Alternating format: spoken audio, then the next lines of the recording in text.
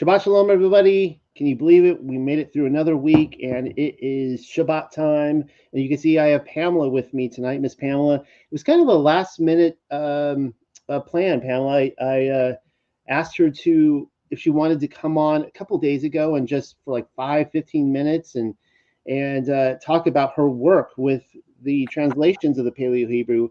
And then she asked me, she's like, is this the week we're going to be talking about Korah? And I said, I think so, because I hadn't done the study yet. And she's like, well, I want to be a part of that. So I'm happy you're here, Pamela, and for this. And let's break right into it because we have so much to talk about. But before we do, I did want you, Pamela, to talk about your translation. So if anybody out there, just introducing her again for the 100th time, if anyone is new, Pamela with me is the translator of this text that we're going through, the Paleo Hebrew. She's translated the Paleo Hebrew into the English, and she has done 2 volumes on Psalms. And she was going through all Psalms, but then we decided to kind of divert and start doing the Torah. And that's the reason I decided to do these Torah portions this year to back up. It was really the perfect timing. I mean, it was just Yah working in both of our lives. She wanted to do the Bereshith or Genesis all the way through Deuteronomy, and here we are. So she has been on just a rapid pace here, keeping up with this and getting these out. And I think you're getting close to Deuteronomy, right? You're working on Deuteronomy right now. I'm midway Deuteronomy, or Badamidbar. Devarim. So I'm sort of midway in that one, and it's like most, Mashaha, he's giving his last speeches before he's called up on the mountain, and his life ends. His life on earth ends. And so he's giving the last instructions to the sons of Yasharel, and giving them their last charge, trying to get them to know what to do. He's giving sort of a history, what's happened to them, everything that's happened to them, and also a little bit of instructions about the division of the land. So that's where I'm at right now. Well, one of the things I wanted to quickly talk about before we go into the passage tonight, which is a really exciting passage in the Torah portions, is basically your work, Pamela, and what you're hoping to do in the future. So you're going to get through Deuteronomy, and then once we get Deuteronomy done, I know you're going to go in and we're going to take all 5 books and we're going to make it into one big volume and release it, and looking forward to that. But afterwards, what are your plans? Well, as you said, I want to finish up the Torah, the first 5 books of the Torah. I have already, I just have to put together the 3rd book of the Psalms. It's a little bit smaller than the others, but it's got some powerful stuff in there. Particularly, we've talked about the Council of the Al-Hayam, the psalm that actually deals with, that council, and where I think Yahweh is giving them their charge, that's right there in there. So besides finishing up the Psalms, I want to translate the Gospel of Matthew. I've already sort of done a little bit of the Gospel of Matthew, and I'm taking the Shem Tov. Those of you who are familiar with that manuscript, I'm taking the Shem Tov manuscript, and I'm taking it from the modern Hebrew, and I'm having to put it back into the Paleo. So that's one of the things that I'm doing. And also I have started the Song of Songs, or the Song of Solomon. In the East, they talk about that a man's wedding day is the day of days. And so Shalimah, he's making a play on words with the Song of Songs. So it's actually a wedding drama, and it's really interesting where you've got, it's almost like you've got this Greek chorus even, and all these attendants, and the heroine and the beloved. That there's also a play of word, my beloved. It's actually Daud, and that's David. That's David's name. That's how you spell David's name. So he's making a play on words, my David, or my beloved. And so I'm about halfway through with that. And after that, I would like to do a translation of the Hebrew Revelation. When we were going through it, how long ago was that we did the? It was probably maybe late 2021 into early 2022. It was around there that we did Hebrew, John, and then Revelation back to back. Yeah, and so I didn't quite agree with some of their translations that they did um, when we were, but I wasn't confident enough in myself at that time to speak up and say I don't agree with what they just put there. So I've got those. That's sort of the things that I've got lined up. But I was talking to Rebecca. I could do this the rest of my life. Um, I could literally just keep translating the rest of my life. So much that um, I want to do and see, because we the the the paleo opens up so much more meaning than just, it's not just straight, okay, we're spelling this word, aleph, mem, dalet, we've just spelled a word and it means this. There's actually so much more when you take into consideration. It's not just about this um, scientific thing. There's art. It's a picture. Sometimes the words are actually telling a story. You look at it and you can see what's going on right there.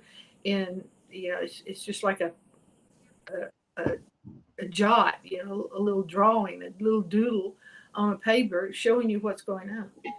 And so the paleo opens up so much meaning.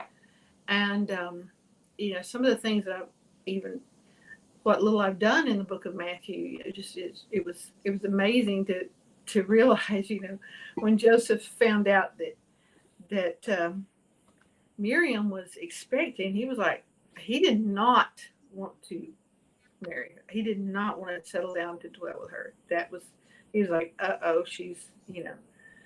she's done something naughty, and he did not want to settle down to dwell. He was like, what do I do? How do I don't want her to get executed. I have no ill will toward her, but I surely don't want to marry her. So it's some amazing things that you uncover with all this. So when Pamela told me that she wanted to work on Matthew next, this was some time ago, I got really excited. I'm like, sweet. After the Torah portions, we're going to have the Matthew study to go through. I'm so glad I didn't go through the other Matthew Hebrew study. We'll have one to go through. And then she told me that, we're doing Revelation. I'm like, sweet. I'm really looking forward to that. And of course, we did, the other one 3 years ago now. I mean, I think it's been quite a while now.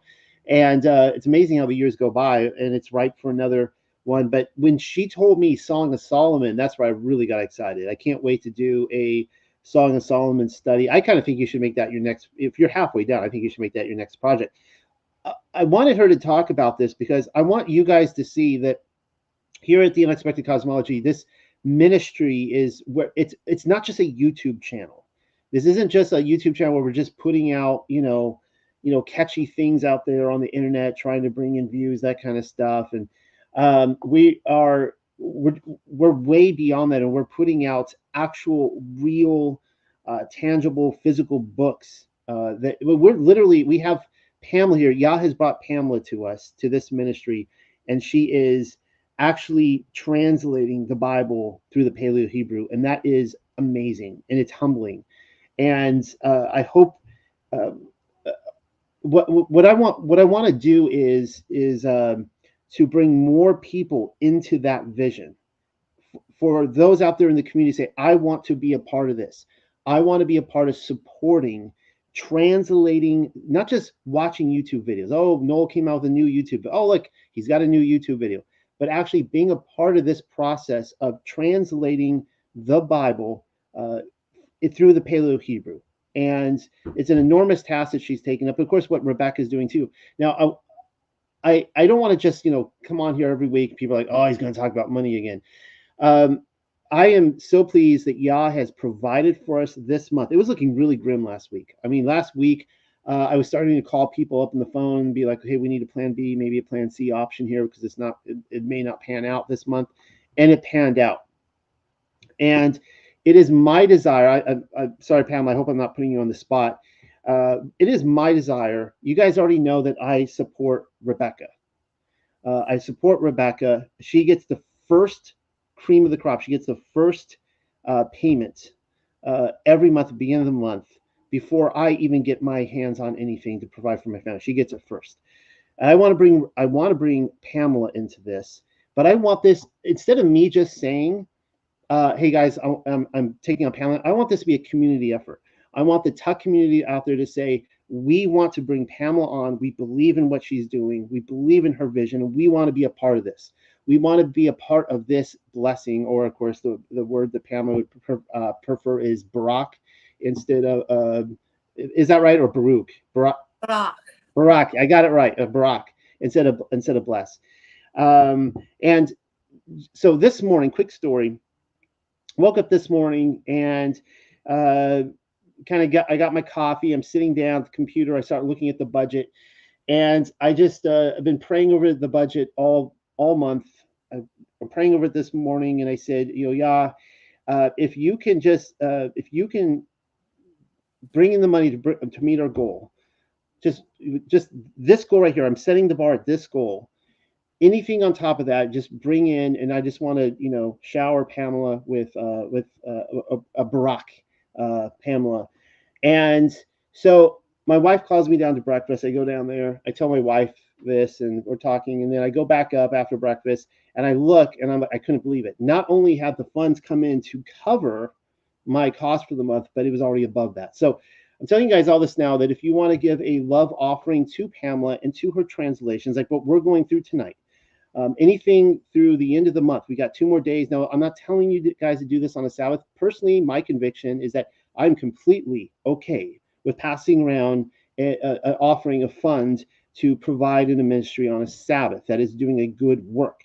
But I'm not telling you to do that. We still have on Sunday, anybody who, and I can't control who watches this video when, but anytime in this weekend, if you are able to, if you want to provide and give to Pamela because she needs it, just send it in, and I want to give her that love. So, all right, let's get right on this tonight. We are on week 38 of Ba Medbar Numbers. I'm going to get it right before we leave this portion. Before we get into Deuteronomy, let's look at last week real quick. And of course, you guys are in for a treat tonight because Pamela is going to read the entire portion for you tonight, which is always really special that she's the translator. That way I don't have to botch it for you guys. So let's look at what we did last week. According to the Legends of the Jews, and I'll be quoting a lot from Legends of the Jews tonight because the rabbinical tradition is actually very rich through this whole passage. And I think they have a lot of good insight. According to Legends of the Jews, the 10 spies always intended to give an evil report. Yah had been, think about this. Yah had already been leading the way. Wherever the fire, the pillar of fire went, if it lifted up off of the tabernacle, they pitched camp. They were up and out. They were in their military formations. We saw the Tav. They were in their military formation. They went where he went. He led the way. He was the scout. He was the spy. They didn't need to send anybody out. It was their suggestion, according to Legends of the Jews. Now, you can argue it's different in Numbers. That's fine. And I was the messenger saying, well, this is what these books here say.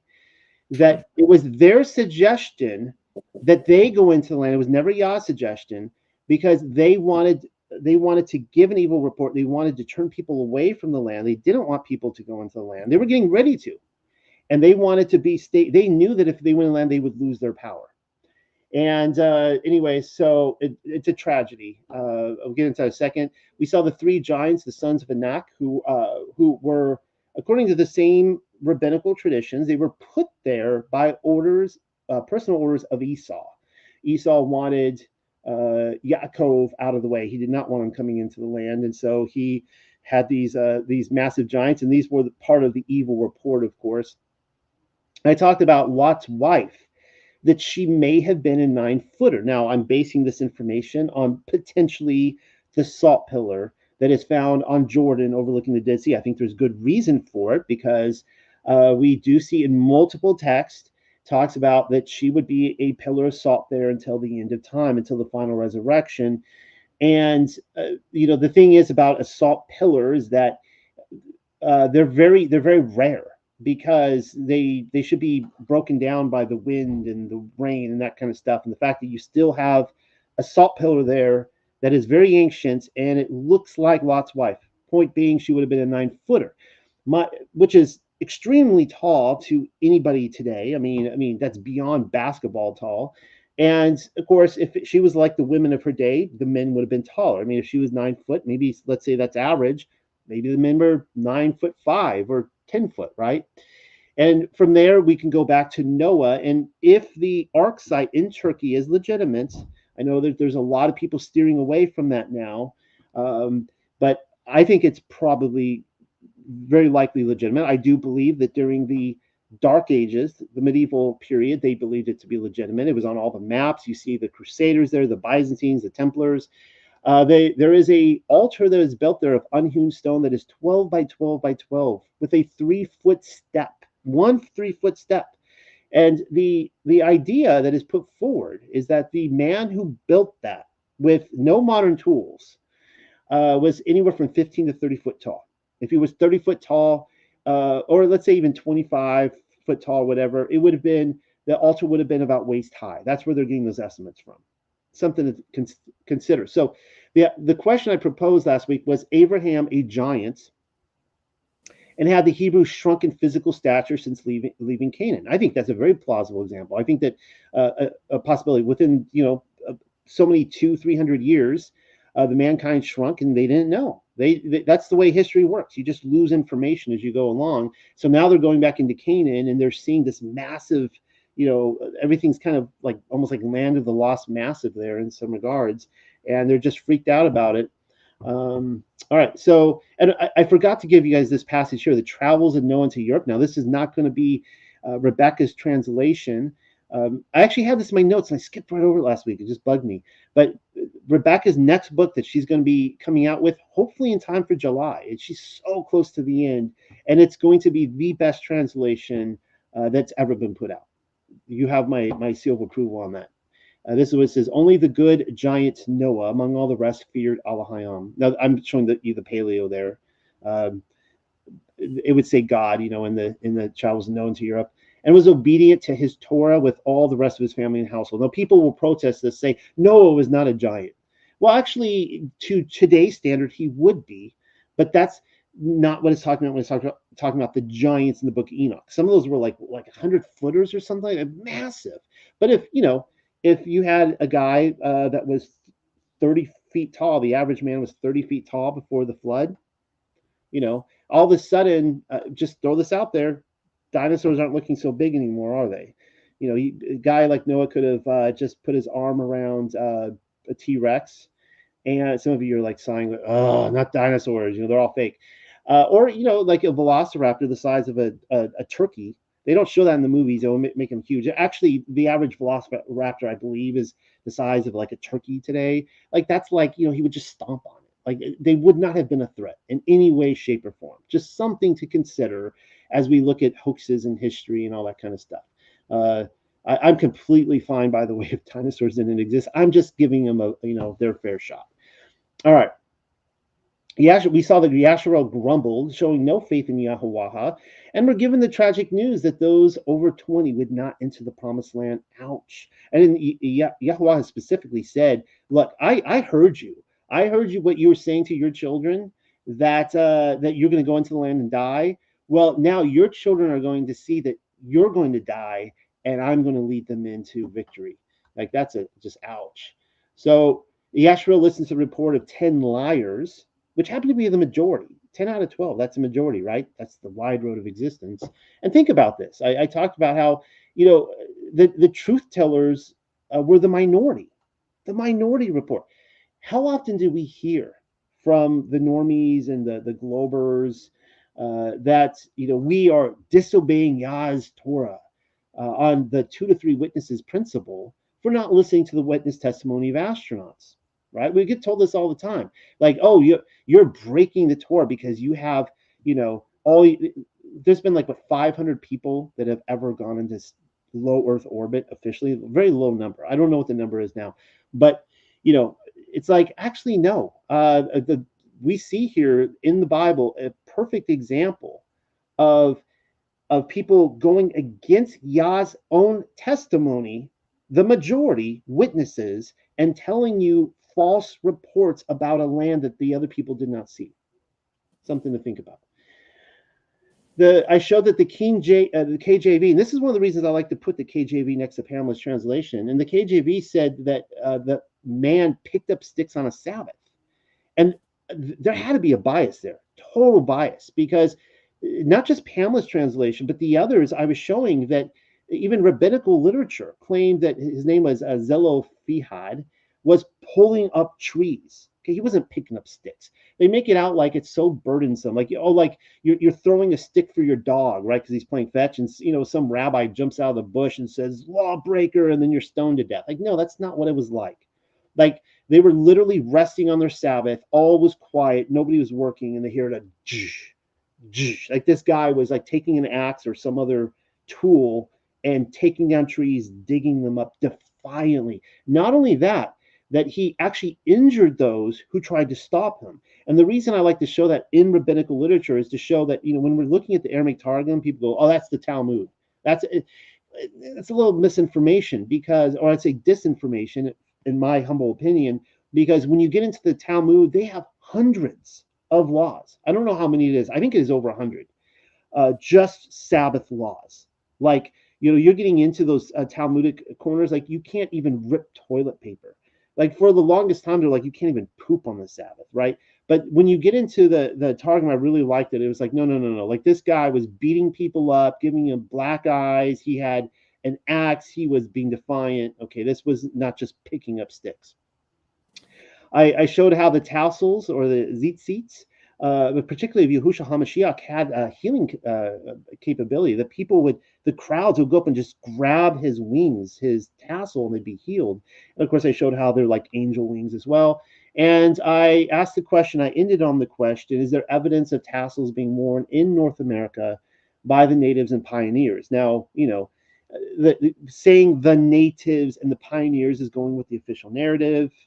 You guys know what I mean by that, right? As we talk about the ancient societies here, as soon as photography comes about or we're told about it, all of a sudden, all the people, a large number of people in North America, they all have these just clothing that's just decked out in tassels, all down the sleeves, down the bottom of their dresses, on their blankets. I mean, they are tasseled out. And I was asking the question, is this coming from a tradition that originated with the tassels that we saw in Numbers? All right. On that note, so let's get into this. So I'll be following along with, oh, no. I'm sorry, Pamela. One more thing I wanted to cover. And you know what? No, I'll cover this at the end if there's time. Let's just go right into this. I want to talk a little bit more about the Sabbath, but it's always good to talk about the Sabbath. But here we are, number 16 through 18. Pamela is going to read through the entire thing in one swoop. So handing it over to you. All right. From the book of Madar, which is Numbers. Lots of excitement today. So we're going to start with Korah's rebellion. And Korach, son of Yatzahar, son of Kuhath, son of Lauiah, took for himself Dathun and Abiram, sons of Eliab, and Alun, son of Phalath, sons of Ra'uban, and they rose up to the face of Mashahah with men of the sons of Yasharal, 250 lifted up chiefs of the assembly, the called ones of the congregation, men of name. And he called them together against Mashahah and against Aharon, and he declared toward them, "You take too much for yourself, for all of the assembly are set apart ones. Yahweh, the ever living, is in their midst. And on what account do you raise yourself over the congregation of Yahweh?" And Mashahah heard and responded, and he fell upon his face. Then he set words in order toward Korah and toward all his gathered assembly to declare daybreak. And then Yahweh will know who are for him and who are the set apart ones, and who are the ones toward him, and who he will approve, and who will approach toward him. Do this: take for yourselves fire pans, Korah and his assemblies, and gifts therein with fire, and place upon them incense to the face of Yahweh, the ever living, tomorrow. And he will exist, the man whom Yahweh will select. He will be the Kadosh. It is too much of you, sons of Lauiah. And Mashahah said unto Korach, hear and answer, I beseech you, sons of Lauiah.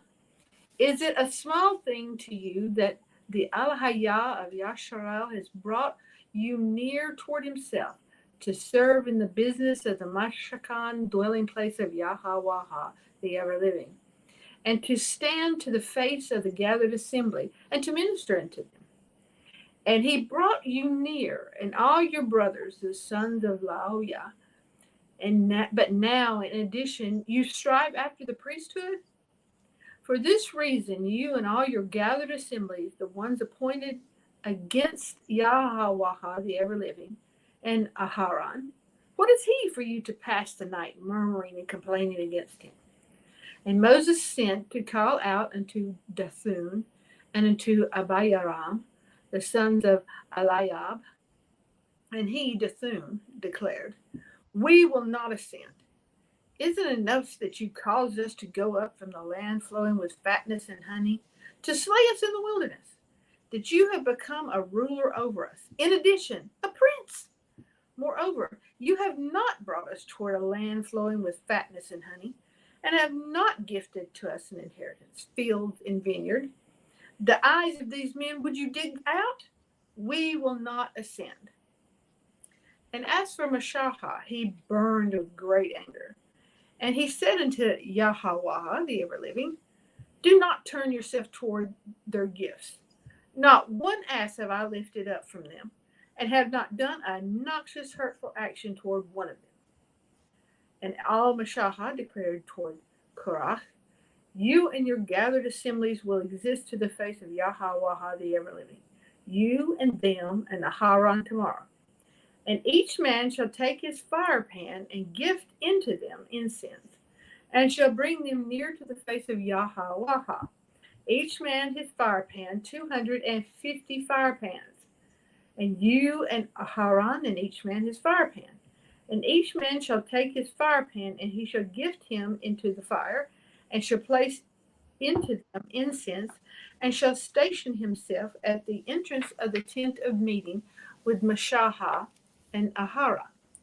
And Korach called together against them all the assembly at the entrance of the tent, and he beheld the heavy, and he beheld the heavy weight of the splendor of Yahweh toward all the assembly. And Yahweh, the ever-living, set words in order toward all Mashahah and toward all Aaron to declare, separate this assembly from your midst, and I will finish them in a wink. And they, Mashahah and Aharon, fell upon their faces, and he, Mashahah, said, Alahayah of all the ruachas of all flesh. If one man sin, then will you break forth into anger against all the assembly? And Yahweh, the ever-living, set words in order toward Al-Mashah to declare, set forth words toward the assembly to declare, go up from the circuit round about the dwelling place of Korah, Dathun, and Abiram. And Mashah rose up, and he walked toward Dathun and Abiram. Following after him were the bearded ones of Yasharal. And he set forth words in order toward the assembly to declare, turn aside, I beg you, from over the tents of these wicked men, and do not reach out to touch against anything that belongs to them, lest he scrape you all together, destroying you all in their sins.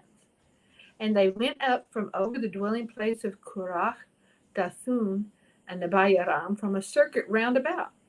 And Dathun and Abiram came forth and stood in the entrance of their tents, they and their women and their sons and their families. And Mashah declared, in this you will acquire knowledge. For Yahweh, the ever-living, has sent me to fashion all these deeds. And this is not from my heart. Conditionally, if like the death of all men these die, and he will be punished like all the punishment of all mankind, then Yahweh has not sent me. But conditionally, if Yahweh will create something new, and the ground open her mouth and swallow them, and all which belongs to them, and they go down living into Sheol, then you will acquire knowledge, because these men have rejected with contempt and derision Yahweh the ever-living. And it existed as the words finished, all these Debarayam, that the ground which was beneath them cleaved asunder, and Haaretz opened her mouth, and she swallowed them down, and their houses, and all the men which were for Korah, and all their substance, the wealth which they had acquired. And they descended, them and all which belonged to them, as living ones, into Sheol. And Haaretz she covered over them, and they were lost, perished, cut off from the midst of the assembly. And all Yasharal, which were in a circuit round about them, hastily fled at the cry of them. For they said, beware, lest Haaretz swallow us down.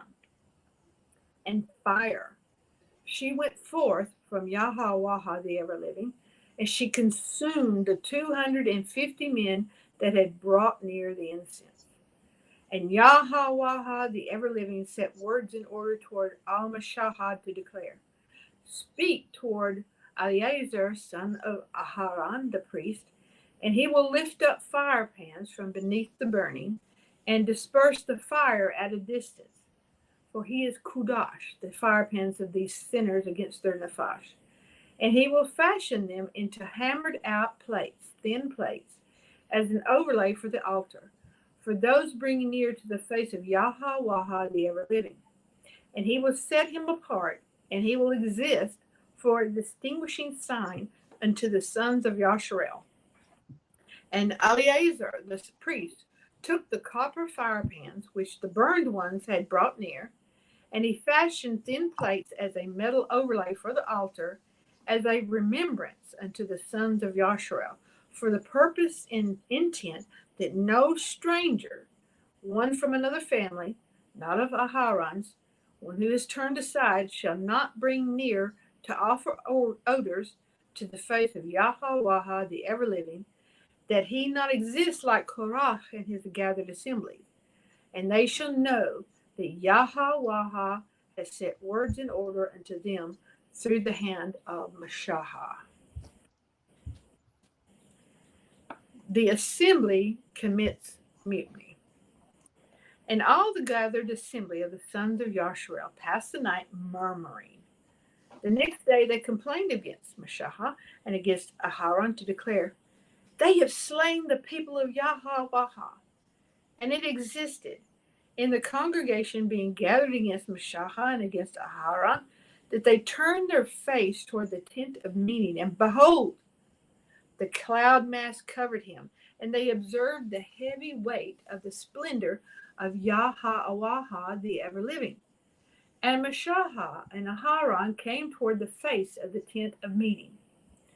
And Yahweh the ever-living set words in order toward Mashahah to declare, Rise up from the midst of this assembly, and I will finish them in a wink. And they fell upon their faces. And Mashahah declared toward Aharon, Take the fire pan and gift into her fire from the altar, and place incense, and walk hastily toward the congregation, and make a covering atonement over them, for wrath has gone forth from the face of Yahweh. The plague has begun. And Aharon, just as the words which Mashahah had set forth, took, and he ran toward the midst of the congregation, and behold, the striking plague had been let loose among the people. And he gifted the incense and made a covering atonement for the people. And he took a stand between the dead ones and between the living ones. And the plague strike was held back.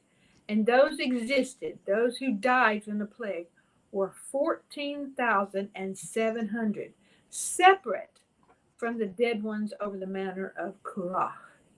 And Aharon turned back toward Mashahah at the entrance of the tent of meeting, for the plague had been restrained. The matter of the tribal staves.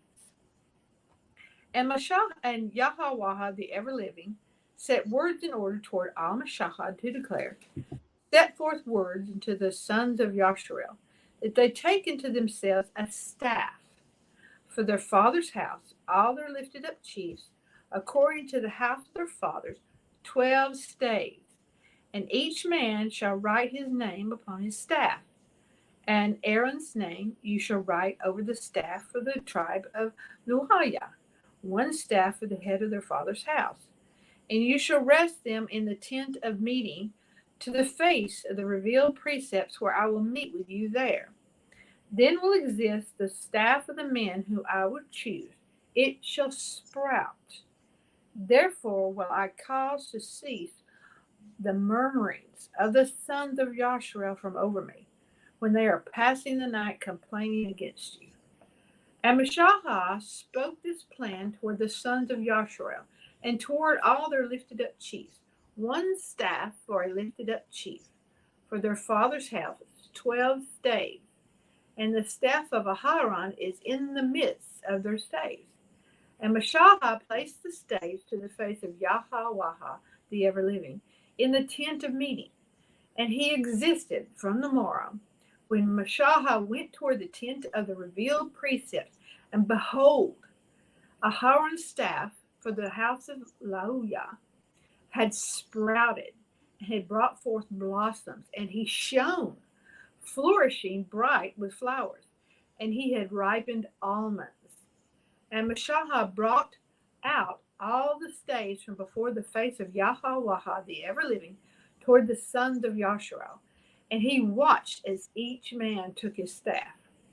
And Yahweh, the ever-living, declared toward Al-Mashahah, Place the staff of Aharon to the face of the revealed precepts, into the watchkeeping, for a sign unto the sons of bitter rebellion.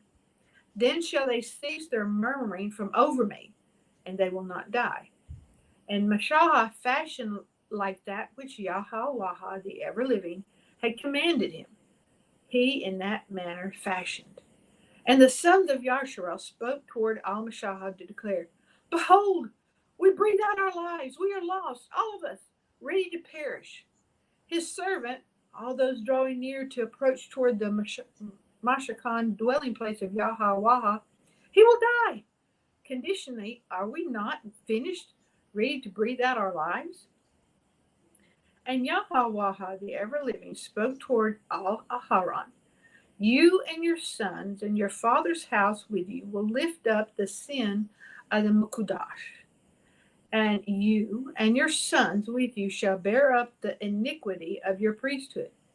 And additionally, your brothers, the tribe of Lawiah, the portion measured out, the standard of your father, shall bring near with you, and be joined unto you, and shall minister unto you and your sons with you to the face of the tent of the revealed precepts.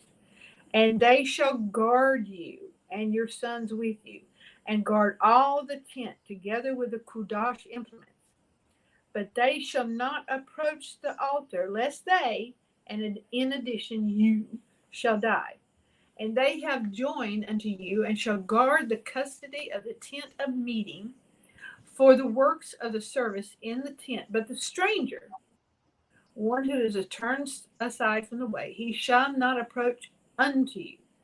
And you have guarded the station of the Kudash and the stations of the altar, so that he will not again exist an altercation upon the sons of Yashrael. I, behold, I have taken your brothers, the Luayam, from the midst of the sons of Yashrael for you, to give them as gifts unto Yahweh the ever-living, to serve the work of service in the tent of meeting. And behold, I took your brothers, the Lawayam, from the midst of the sons of Yashua unto you. They are gifts given for Yahweh the ever-living, for the work of service in the tent of meeting. And you and your sons with you, you shall guard your priesthood for all the business of the altar, and for inside the veil, and you have served. I have given the gift of the service of your priesthood. The stranger, the one who is departed from the way, he who is coming near, he shall be executed. The endowments of the priesthood.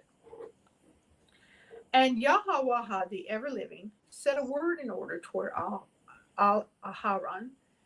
And I, behold, I have given you the custody of my heave offerings, of all my Kudash things of the sons of Yashrael. Unto you I have given them for the consecrated portion, and to your sons by statute for time of long duration. This shall exist to you from the most Kudash things, apart from the fire, all their sacrifice, for all their gift offerings, and for all their sin offerings, and for all their guilt offerings, which they will return unto me. This is Kudash Shayam, most set apart, for you and for your sons. In the most set apart place shall you eat it. Every male shall eat it. He shall exist Kudash unto you. And these are for you the heave offerings from their gifts, the wave offerings of the sons of Yashrael. Unto you I have given them, and unto your sons, and unto your daughters with you, for a time of long duration. All who are clean in your house shall eat him. All the fatness, the fresh new oil, and all the fatness of the new wine, and the increase of corn, and the first fruits which they shall give unto Yahweh the ever-living, have I given unto you. The firstlings of all which is in their land, which they bring unto Yahweh, are for you. And he shall exist, that all who are clean in your house shall eat of him. The entirety of devoted things in Yashrael shall exist unto you, and all the firstlings which breaks forth from the womb, and of all flesh which they shall bring near unto Yahweh the ever-living, whether with Adam or with beasts, he shall exist unto you. However, you will certainly redeem the firstborn of Adam, and the firstborn of unclean beasts you shall redeem, and the redeemed shall be from a son of a month, and you shall redeem it according to your assessment, 5 shekul after the shekul of the Kudash, which is also 20 gararaha. Surely the firstling of an ox, or perhaps the firstling of a sheep, or perhaps the firstling of a she-goat, you shall not redeem. They are Kudash. Their blood you shall scatter upon the altar, and their fat you shall burn, a fire offering for a delightful aroma unto Yahweh the ever-living. And their flesh shall exist for you, like the breast of the wave offering, and like the right leg exists for you. All the heave offerings of the Kudash things, which the sons of Yashrael shall lift up unto Yahweh the ever-living, I have given unto you, and unto your sons, and unto your daughters with you, for a time of long duration. It is a covenant of salt. Barayas, for a time of long duration, for as far as the eye can see or perceive, to the horizon and beyond, to the face of Yahweh, the ever-living, for you and your seed after you. And Yahweh, the ever-living, spoke toward Aharon, in their land you shall not receive an inheritance, and no portion shall exist to you from among them. I am your portion and your inheritance from the midst of the sons of Yasharel.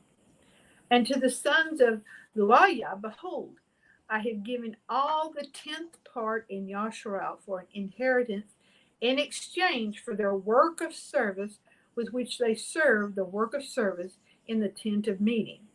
And the sons of Yasharel shall not again approach toward the tent of meeting to lift up depraved actions and so die. And the Lawaya, he shall serve the business of the tent of meeting, and they shall carry their iniquity. A statute for a time of long duration to the circuit of your generations, and among the sons of Yasharel they shall possess no inheritance. For from the 10th part, the sons of Yasharel, which they lift up unto Yahweh the ever-living, as a heave offering, have I given unto the Loayam for an inheritance. On that account I have declared unto them, among the sons of Yasharel they shall acquire no inheritance. And Yahweh the ever-living said a word in order toward Al-Mashahah to declare, and toward the Loayam you set forth a word, and you shall speak unto them, if you take from the sons of Yasharel, from the 10th part, which I have given unto them from them among your inheritance, then you shall lift up from a portion of him a heave offering unto Yahweh, a 10th part of a 10th part. And you shall calculate unto you your heave offering, like the corn from part of the level place, and like the abundance of the winepress. In this manner you shall lift up. In addition to your heave offerings, into this manner you shall lift up unto Yahweh the ever-living. From all your 10th part things which you take from the sons of Yasharel, and you shall give from a portion your heave offering unto Yahweh for Aharon the priest. From all your gift offerings you shall lift him up, all the heave offerings of Yahweh the ever-living, from all the best, choicest fat, a portion from his set-apart things. And you shall declare toward them, in your lifting up the best, choicest fat, a portion of him, then it shall be calculated unto the Loayam like the produce of the level place, and like the produce of the winepress. And you shall eat him in the place of habitation, you and your households. For it is wages to you in exchange for your work of service in the tent of meeting. And you shall not lift up penalty of sin over him in your heaving the best, choicest fat, and the kudash things of the sons of Yasharel. You shall not profane that you die not. And Yahweh, the ever-living, arranged a word. Oh, Pamela, that's where we end it right there. Oh, okay. Sorry. All right. So thus ends the reading. That ends the reading of Yah's word. Now, of course, Pamela, we talked about this in advance. Would you like to have a rest, or would you like to go straight into commentary? You want me to start commentary? I'm leaving that up to you. Doesn't matter. You can do the commentary, or I can. I've got a few things I would like to say about Korach and all this stuff he got up to. Well, why don't you let me just I'll give a couple thoughts here, and then I'll have you break right into it. And while it's interesting, the experience of me having Pamela read, I wish she could read it every week. Maybe someday she'll have like an audio recording, and I'll just like play the audio recording, and then I'll break into it. But there were so many things I was picking up in there that I hadn't even taken notes on. I'm just like, oh my goodness, just so many things just popping out to me, which is, a good way to read the word, obviously. Every time, hopefully we read it, we get more stuff out of it. And this is one of the things that, as you guys know, it's kind of like a no duh thing. This is my first year at building Torah portions, and the hardest part is getting the foundation. Hopefully next year I'll be able to really take off with even more stuff.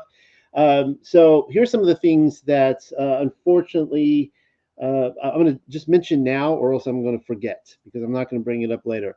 I love the fact that the fire that consumed them was, as Pamela pointed out, a she. It's a direct reference to the Holy Spirit, the Ruach HaKodesh. And just think about that in all the ways that that connects with all the scripture we read about the all-consuming fire. The tongues of fire coming down. It could be, there's two types of fire. There's the fire of the Ruach HaKodesh within that doesn't consume us, and then there's the fire that does consume. And I will be talking a little bit about that later tonight. Uh, there was the idea of incense, and that Aaron ran with this incense to stave off the plague. Now, I don't have notes on that tonight, I don't think, but it is interesting to note that some of the rabbinical commentators have said that incense is a way to ward off certain types of spirits. I think the angel of death is one of them, which is interesting that when you look at a lot of the old cathedrals and stuff like that, they were really into the burning of incense. Something to think about. And I'm not going to comment on the covenant of salt tonight, which is what the Levites are, the covenant of salt. This is interesting here. This is like, it's just bugging me now that I missed this earlier, because I will be talking about the Watchers tonight and a connection to the Watchers event with what we see in Korah. Believe it or not, there is a tie-in. But it was when I read that there were 200 that went with Korah. Immediately right there, I was like, how did I miss that earlier? Because right now we're seeing Korah take on the heart of Azazel. Clearly, he's taking on the heart of Azazel. Azazel was on the earth. The 200 came down. The 200 are joining with Korah. So I'll be talking more about that. And then we see the same judgment event where they are judged and thrown, taken out of Sheol, just like the Watchers were buried in the earth. And of course, we see them in chains in the lake of fire as well.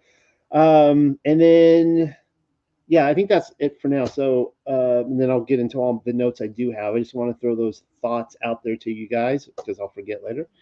Pamela, what do you got on this, on Korah? Well, as I was talking to you earlier, this is just it's an epic tale, and it's an event that has sunk into the psyche of the Hebrew people, and indeed the whole world. Because of course, nowadays they they say it sometimes in a joking manner. They'll say something like, "Oh, I was so embarrassed that I just wanted the earth to open up and swallow me." They kind of make it into a joke. But for the Hebrew people, it was an unbelievable event to see this happen. Now, before I get into that event itself, I just want to talk a little bit about these conspirators. Now, Korach, his name means ice or hail, and of course, he was part of the Levitical uh, tribe of Kuha, and they had the oversight of the Kudash furnishings. So you might say that in terms of intimacy, getting close to Yah, they were right. He was right behind Aaron and his family. So they were the ones that Aharon and Eleazar. They would if they were when they were moving the the tent of meeting, the Mashkan dwelling place, when they were going to move it, it was uh, Eleazar and Aaron that covered over the Ark of the Covenant, the Ark of the revealed precepts. And they were the ones that covered over the holy things before uh, the tribe of Kohath went in there. And so they were really, I guess you'd say, right, really close to the most holy things. He is also, Korach is the ancestor to the Levitical priests who were singers during the reign of King David. We have, I think, 10 psalms are ascribed to them. Now, Dathun. Now, some Bible scholars say his name means belonging to a fountain. I don't see that. The letters do not support that. You see this two symbol parent root. You have the dalet and the thu, which means law. The root word is law or counsel or purpose or plan. Or it could also be dalet nun, which would be judge, the tribe of Dan. So he's Dathun has made himself a judge, or he is counseled or purposed. So I think that that's telling us that he is like he was the mastermind. Now I consider that this is really ironic because considering the words of Dathun, we find if you look in the Aramaic Targum. Now, I know, as you said, some people bash the Aramaic Targum, but I think it gives us a lot of insight. In the book of Shamaoth in the Aramaic Targum, we meet Dathun. He's not identified in the canon, but in the Aramaic Targum, after Mashaha, he kills the Mithraim. Well, then a day or so later, he sees two people striving, two Hebrews striving together. The two that were striving were actually Dathun, according to the Aramaic Targum, or Dathun and Abiram. These two brothers were striving. And when Mashaha, when he reprimanded them, he said, why are you beating on your brother? Dathun says, he replied, who is he who has appointed you a chief man and a judge over us? And so again, in this instance, Dathun is like a broken record. It's just like this is the only idea that he has in his head. He's still arguing against Moses' Masha's leadership. And he says, isn't it enough that you caused us to go up from a land flowing with fatness and honey, to slay us in the wilderness, that you have become a ruler over us, in addition, a prince. So he's rebelling against any authority that Mashaha has. Now, Abiram's name means my father is exalted. And as I said, he was involved in this altercation. And they were both from the tribe of Ra'uban. And according to the Aramaic Targum, these are the sins that were attributed to Dathun and Abiram. This is not their first, that they've lived a righteous life and that they just suddenly started acting this way. They were the ones who betrayed Mashaha so that he was forced to flee Mizraim, according to the Aramaic Targum. They also provoked Yah at the sea. I'm assuming at the Suf Sea, and that they had profaned the Sabbath. I don't know how they profaned the Sabbath, but that's just what the Aramaic Targum says. And according to the Aramaic Targum, this whole thing blew up because of tzitzit. The ones of Korach, they had their tassels, their tzitzit, were completely made of tukaloth, whereas they said that according to the Targum, they were only supposed to have one thread or one filament of tukaloth. So it says that they rose up against Mashaha. Now, the English translation "rose up" comes from the Paleo Hebrew "kuma." Now, this is the same word that we find in earlier in Bamidbar. It's chapter 10. This is on page 40 of the Bamidbar. It says, "Arise, Yahweh, and dash into pieces your enemies, and your haters shall flee from your face." Now, there's a really nice song that I think Bat Rivka, Whitney, she sings, it's rise up. And of course, she says, Kuma Adonai. But of course, in the scripture, it says Kuma Yahweh. Now, the possible meanings of this word, Kuma, it means to simply from you're rising from a sitting or a lying position, you're standing. So it's positional. It can also mean that you're standing as a witness. Psalms 1:5 states that the morally wrong, that is the condemned, the wicked, the criminals, these unrighteous people, shall not rise up, kum, when the verdict or judicial ruling comes. So they're not allowed to be a witness. The unrighteous cannot be a witness. And of course, it also, this word used in Deborah, where it talks about that if a false prophet rises up, kuma. A really beautiful prophecy in Deborah 18:5. It says, from your midst, from your brothers, Yahweh, your Alahayah, shall raise up, kuma, a prophet like me. Toward him you will hear, understand, and obey. So you could stand as witness. That's kuma means that. It also means to persevere in the face of adversity. And lastly, to rise up in a hostile manner. And so that's what's going on here. They rise up against Mashahah in a hostile manner.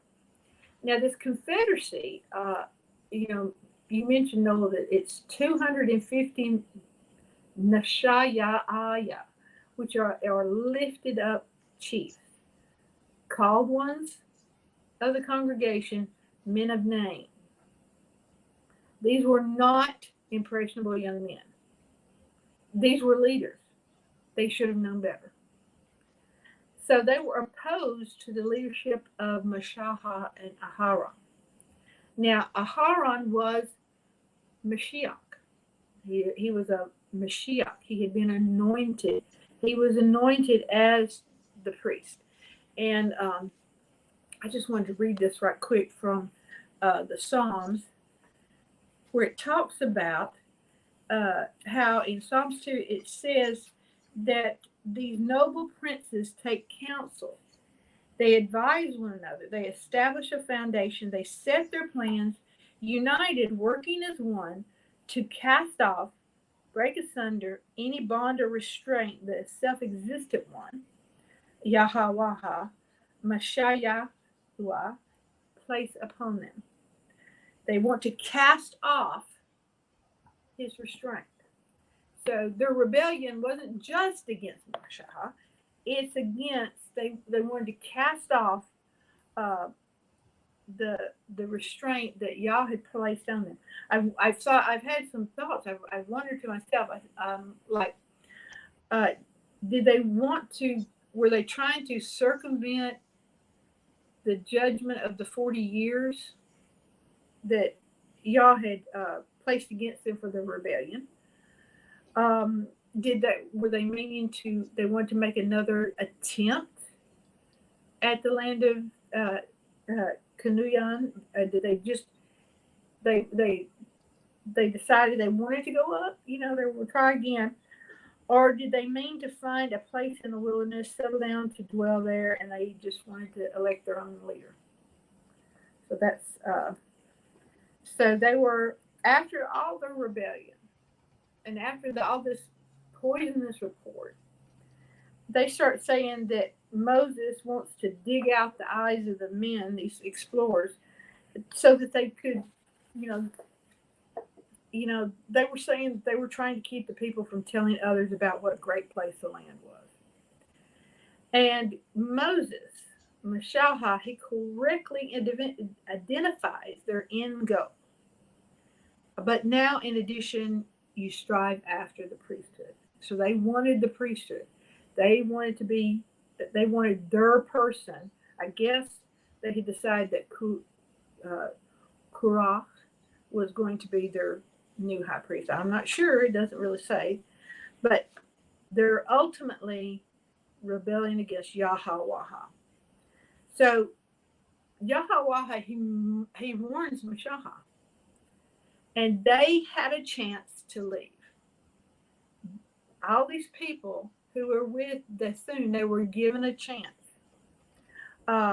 In the Aramaic Targum, again, it says that they weren't just standing there. Dathun and Abiram, they had come out, and with reviling words, they were trying to provoke Mashah at the door of their tents with their wives and their sons and their little ones.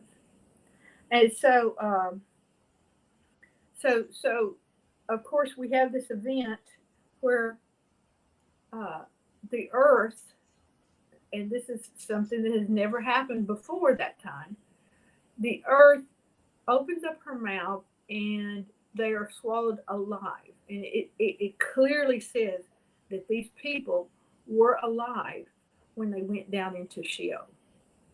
And if that's not, I mean, if that's not horrific, a horrific thought, I don't know what would be. So it's later on, he says that from this time forth, I think it's in the Aramaic Targum, it says that the judgment from that time forth was that anyone who tries to offer up incense who's not of the family of Aaron, they would be punished by leprosy. We see this happen to Uzziah, the King Uzziah in Second Chronicles, when he tries to offer up incense to Yahweh. Again, his pride lifted him up. You talked about pride makes you blind. That's what happened to, in my opinion, I agree, to Korach and Dathun and Abiram, and later on to Uzziah. So that was that's what I have in that little section. If you want to Thank you, Pamela. Pamela and I were talking before we went live, and we were talking about the fact that Korah and all the people who were still foolish enough to be standing next to him, and we learned that his sons survived, right? The sons of Korah. So there were those who were like, "I'm out of here." Like they saw what was coming. They saw what Moshe was saying. They saw their dad or their grandfather or whoever being totally rebellious, and they're like, "Yeah, we're getting out of here." And of course, their generation survived, but this total nightmare horror film scenario that these people, like, out of your worst nightmare, like we all have those dreams of falling out of bed, right? Like we're falling in our sleep, and then people have these dreams of like things clawing. Like, guys, they literally went down to Sheol alive, physically, their bodies. This is like Hollow Earth stuff, right? Like they went down some deep, I don't know. This is I don't know how long they fell. We were just watching as a family a few weeks ago the Journey to the Center of the Earth, the Brandon Fraser film, and they're like falling and they keep screaming, and then they stop and they're like, "We're still falling," and they start screaming again. But I just imagine them hitting at the bottom. And we were talking about all these stories, like the Mummy films and the Ghostbuster films and other things like that, where like this idea of people being grabbed and taken as a living entity into Sheol with the evil spirits and stuff. So just what a picture that was. All right. Now, as always with a lot of these texts that I'm pulling up, like this is just too much to read through. I've been looking at a lot of Josephus recently too. It's just he has a lot of really good, informative, ancient knowledge. But let me talk about Korah real quick. So Korah was first cousin to Moshe and Aaron and a Levite. Now, Pamela went over this. Though he's not of the priestly line. I think it really irked him. And it's interesting that who do we see Korah teaming up with is the Reubenites. They were once the priestly line too, and they're not. So there's a connection here between Korah not being of this line of Aaron, teaming up with the Reubenites. I'll get into that. And so the implications here are that neither he nor anyone from his clan could perform rituals or wear the priestly garb or enter the inner chambers of the tabernacle. So You see the spirit of jealousy coming in. He wants to dethrone Moshe. He wants to dethrone Aaron. And of course, in the end, in these scenarios, Yah will dethrone him. So the scenario here, as Pamela also pointed out, after learning the news that those over 20 would not enter the land, all these adults are going to die. Korah's like, I'm going to die out here in the wilderness. Emotions are running high, no doubt about that. And Korah's contempt of Moshe was finally manifested. And perhaps he was waiting for the right moment, and the Tzitzit command was it. Maybe Moshe had gone too far here, because really, who wants to wear those things, right? That was sarcasm. That's the thing, right? Like that, when people with the Torah, like people can put up with a lot with the Torah, but when it comes to the tassels, they're like, nah, that's gone too far here.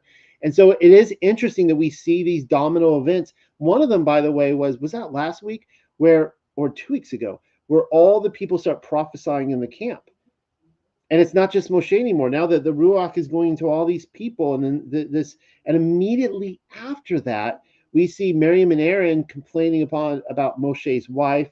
And I showed you that her complaints, a lot of speculation over what was going on, but the text I was pulling together seemed to be a complaint that Moshe was not having conjugal relations with his wife, which is interesting because now Korah is going to be spreading the rumors. He's actually, husbands are going, according to the text I'm reading, husbands are going to their wives and saying, keep away from Moses. So they've just reversed it. So Yah actually quiets Aaron and Moshe. He's like, I don't want, I'm sorry, not Moshe, but Aaron and Miriam. He's like, I don't want this going out to the masses. This idea about conjugal relationship with his wife. And then the opposite happens, and the rumors are going around that Moshe is going around sleeping with random women, like committing adultery.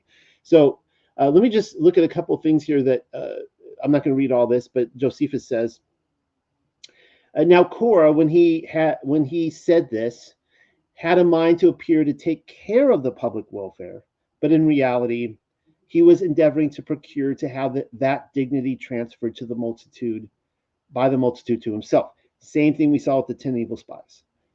And thus did he, out of a malignant design, but with plausible words, he's like a true politician here, discourse to those of his own tribe. And when these words did gradually spread to more of the people, and when the hearers still added to what tended to the scandals that were cast upon Aaron, so they're slandering Aaron now, like, true politicians slinging mud. The whole army was full of them. And it's interesting that Josephus is still referring to Yasharel as an army here, right? I mean, we saw that the military formation, the Tav, they're going into the land, they rebel, and then Yah's like, don't go into the land now because I'm not coming with you. They didn't want to go in the land, but now they do. It's like reverse psychology. It's like, oh, when you wanted us to go in the land, we don't want to, but now that you don't want us to go in the land, we're going into the land. They go in, they're slaughtered, massacred. But there's still this army, and they're like, they want to go in, right? And so it makes sense now that they are blame shifting. This is what the Torah is all about, guys. The Torah was never designed for the letter of the law. It was designed as for the spirit of the law. It was designed as a transformative document for you to look at it and go, how is this supposed to transform my life? This is not about pointing the fingers at somebody else and blame shifting, and what's the word I'm looking for now that I'm live, whatever, it'll come to me. Entitlement. This is total entitlement. That's the word I was going for. Entitlement. Total entitlement here. They are entitled. It's Moses' fault. We're going after him. We're going to slander him. We're going to take him down. And clearly, he is not the man for the job. All right, so let's see what else Josephus is down here. I put it in yellow so that I would find it, because I will never find it when I'm live with you guys with all these words in here. You can see this is a lot. So when Moses had said this, he just went through a long speech, speaking about Korah and all that. With tears in his eyes, the ground was moved on a sudden, and the agitation that set it in motion was like that which the wind produces in waves of the sea. The people were all affrighted, and the ground that was about their tents sunk down at the great noise, a terrible sound, and carried whatsoever was dear to the seditious into itself. who so entirely perished that there was not the least appearance that any man had ever been seen there. The earth that had opened itself about them, closing again and becoming entire as it were before, insomuch that such as saw it afterward did not perceive that any such accident had happened to it. So basically, right, this is a new thing that's never happened before. The first time in recorded history, well, I shouldn't say recorded history, the first time in his story, according to the testimony of Yahweh, that the earth ever opened up and a living being was taken down to Sheol, to their death. And the earth closes up after them, and the people are standing around going, we saw them go down. It was a horrible scene. They were shrieking and screaming and crying out. We heard them. The ground closes up. We're standing here. There's not even a crack. Kind of interesting because we see that theme a lot. We see that with Mount Sinai actually lifting up. And I've talked about, Pamela has even, I think, talked about it in her translations about the possibility that Mount Zion is a transportable mountain, like a sky island. And people will look at that and go, well, that's ridiculous. You can go to Mount Sinai and there's no proof that it ever lifted up. Well, apparently according to this, there wasn't either, right? So that's the interesting thing about when Yah does things. So let's look at this here. And now Moshe called for those that contended about the priesthood, that trial might be made who should be priest, and that he who sacrifices, who sacrificed Allahim was best pleased with, might be ordained to the function. I wanted to really, so we see that they're contending over the priesthood, and I'm going to be making a point of that the Reubenites are involved. They're still bitter about the fact of what happened with Bilhah, with Yaakov's woman, and the fact that Reuben lost the priesthood, they want it back, and of course Korah wants it for himself. But look at this last line here that's in red. Aaron alone was preserved. Oh, let me back up then. What was he preserved from? Hereupon so great a fire shone out. Now, it doesn't actually read like this. I had to read it a few times in Numbers, so I'm not sure where Josephus is getting his information from. But the scene he's setting up here is that Aaron and Korah both basically passed through the fire. The fire that was in Pamela's translation, the Ruach HaKodesh that consume the consuming fire. According to Josephus, Aaron actually was a part of this fire too, and it was a test. It was like, okay, whoever is passing the test also passes through the flames. So let me just jump to the red here. Aaron alone was preserved and not at all hurt by the fire, because it was Allahim that sent the fire to burn those only who ought to be burned. Now, where have we heard that before? Well, I'll show you. Korah, Aaron, and the fire. I'm going to read from the Record of Abraham. This comes from the book of the Two Pearls. I'm actually hoping Rebecca makes this one of her translations here real soon. Now, I could have showed you Writings of Abraham, but what's interesting about Writings of Abraham is that it actually matches up very, very well with the Book of the Two Pearls, and this is a subsection of it, a book in Book of the Two Pearls called Record of Abraham, and it says this, a familiar story.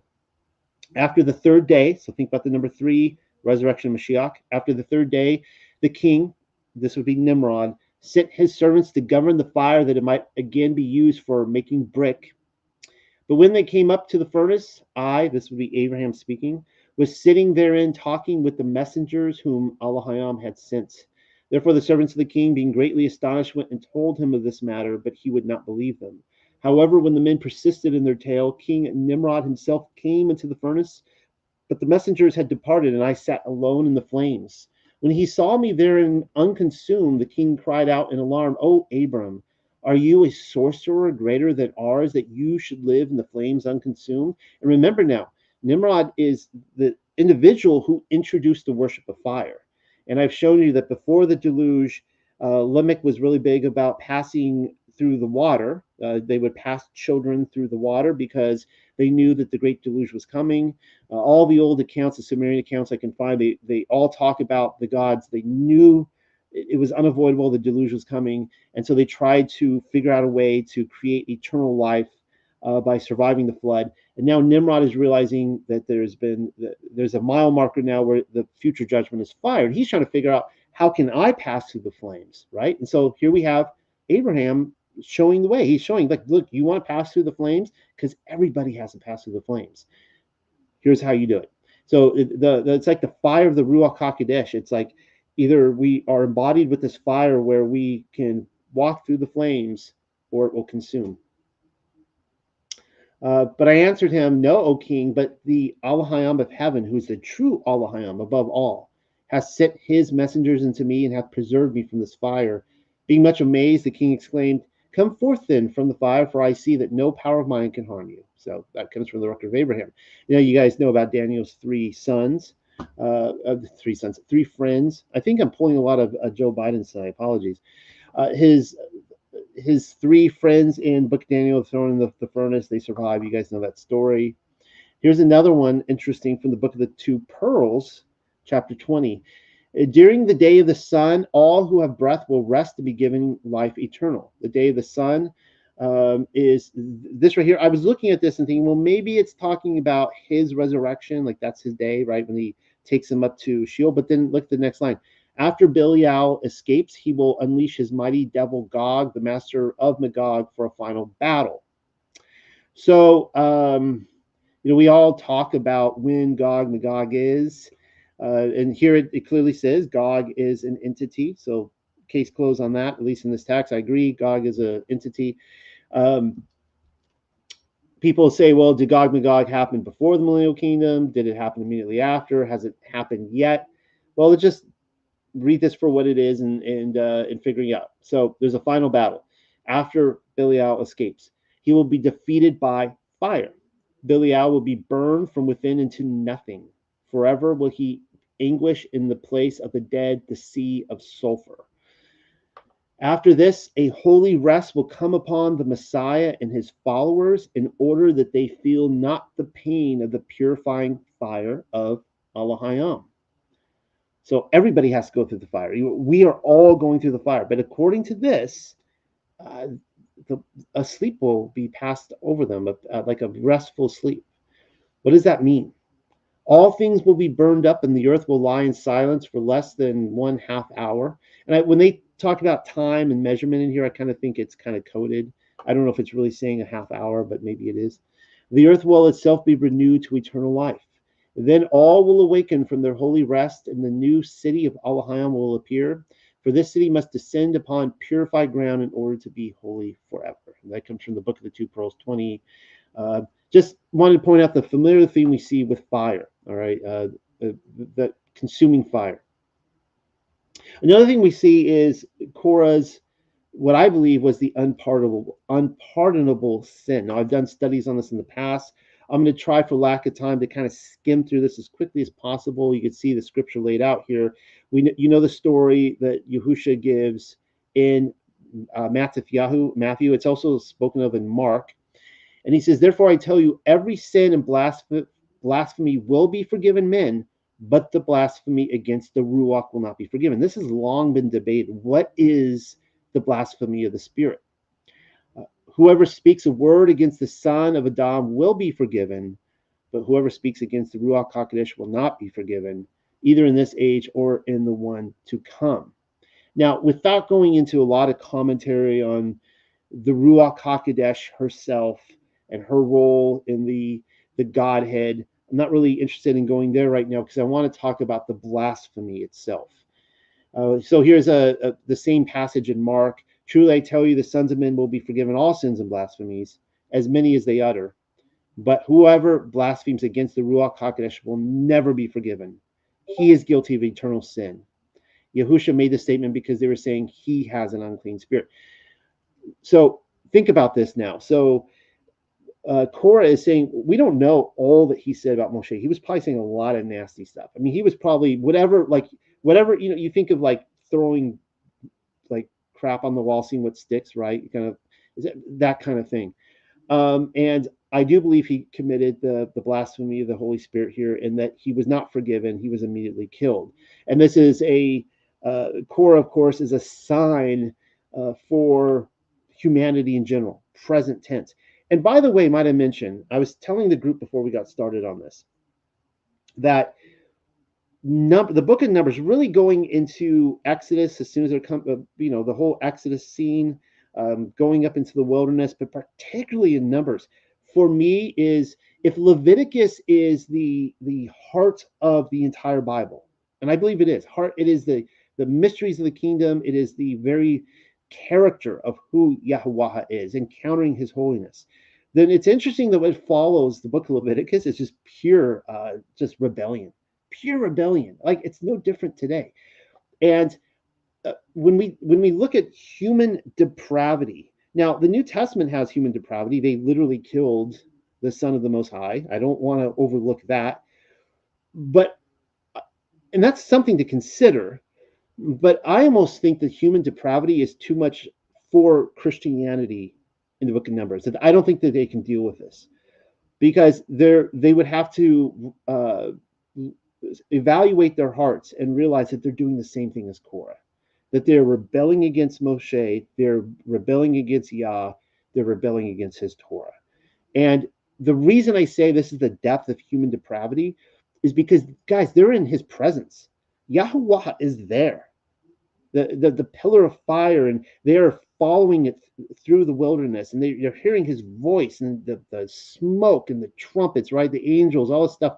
I think it was just a truly magnificent scene. They are in His presence, and they're like, nah, I don't want that. And this is the great deception of our time. This is why the greatest truth that we can preach to people is His instructions of righteous living. All conspiratorial thought, everything we look at, everything I do, is I want to lead people to this discussion.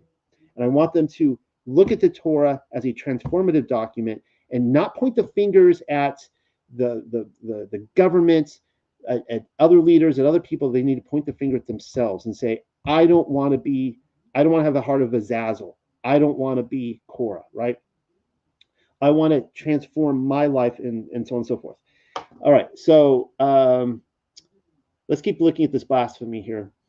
I want to point this out, that Mashiach forgives intentional sins.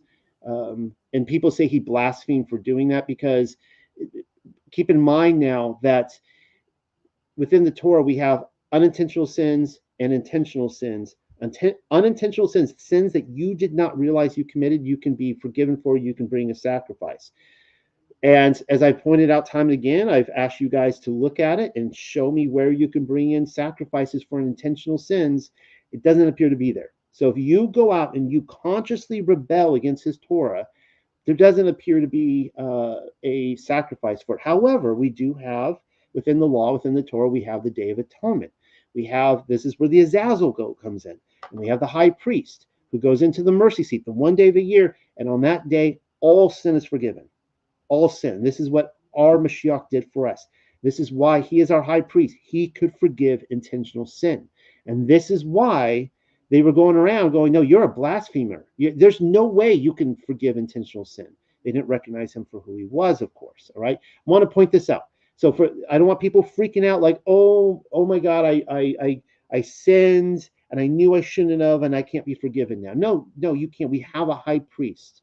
But this is dangerous territory. When you come to the truth and you know what the truth is, if you do remain in rebellion, if you have the heart of Azazel, the heart of Korah, you are on very slippery ground. So just pointing out, you can see He forgave Miriam of Migdol after conscious sin. He forgave the thief on the cross. The thief on the cross clearly was a wicked dude. I mean, clearly, like, he wasn't there because he picked up sticks on the Sabbath. All right. And he repented, he was forgiven, he went to paradise, right? Mashiach can do that. Just want to point that out to everybody. All right, skipping over some stuff. Blaspheming Yahuwah, we see that right here in Numbers chapter 15. But the person who does anything defiantly, whether he is a native or an alien, that one is blaspheming Yahuwah, and that person shall be cut off from among his people. And I've also shown the studies that blaspheming His name is actually being disobedient to Him. Worshiping is actually being obedient. Being disobedient is, you can sing all the gay and happy praise songs you want and feel good and all that kind of stuff, but if you are being disobedient, you are actually blaspheming His name, and it's akin to blaspheming the Spirit. All right, we're going to skip over some of the wisdom studies here. You guys know I love talking about wisdom. All right, so let's just look at the. But oh yeah, I think the point of that there. I was looking at like Sophia of Wisdom of Yahusha, some great books here. Yahusha Bar Sirach.